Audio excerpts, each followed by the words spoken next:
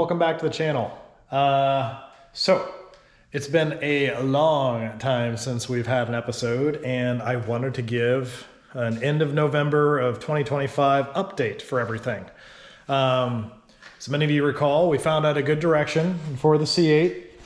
We showed that some of the parts had arrived for the turbo kit that we're planning on putting in.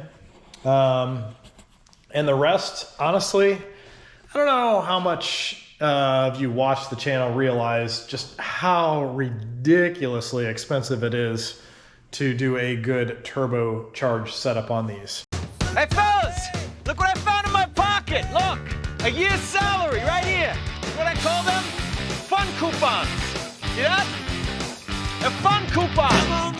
Just the turbochargers alone are ridiculously expensive. I remember back in the day when you'd think you could spend $5,000 to $7,000 and have yourself a supercharged car or a turbocharged car. And it was great. Well, those days have long passed. And then I present to you not only the Corvette tax, but the C8 Corvette tax. It's excessive. So saving up money for all the other supporting mods that is needed, as in the clutches, the fuel system, and the engine components needed to make this thing turbocharged, has been a lot. So I got to that point, we order the parts. Parts are coming in really slow. So slow that basically they're going to come and arrive in the middle of the winter. And unfortunately, winter means... But winter is coming. We know what's coming with it.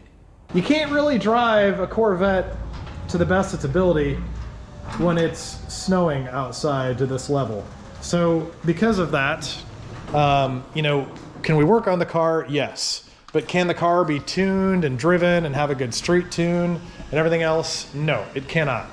So at this point in time in the game, with it being as late and the part's not getting in until January, likely what's going to happen is I am going to wait until the tail end of winter and drop the car off, and they can start ripping it apart. That way we can get into it and have everything fixed and running and tuned when the roads are dryish enough where we can get a good safe tune on it. So that's the plan for the Corvette. Everything is ordered. In the meantime, I picked up a couple miscellaneous things like this TurboSmart eBoost 3 controller, which I don't know, for all you guys out there and familiar with TurboSmart stuff, a good boost controller is massively huge when you're talking about a turbo car. And the eBoost 3 just came out.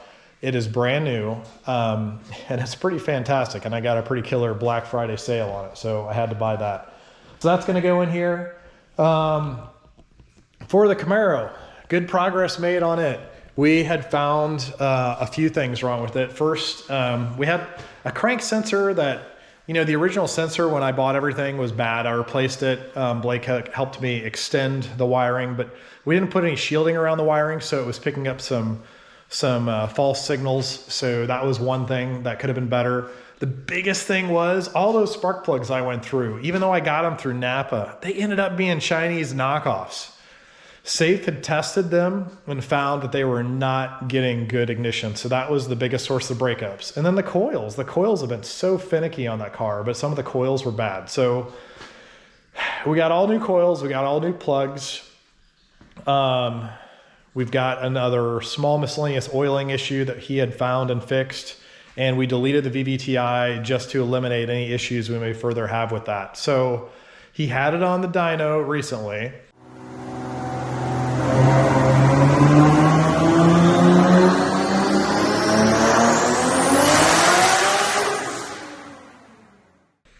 And he had found that we'd picked up a bit of power. He hasn't turned it all the way up yet, so I don't have full dyno numbers, but I know on like 30-something PSI, we were making another 70 horsepower, 80 horsepower more than we'd previously made at the same boost setting.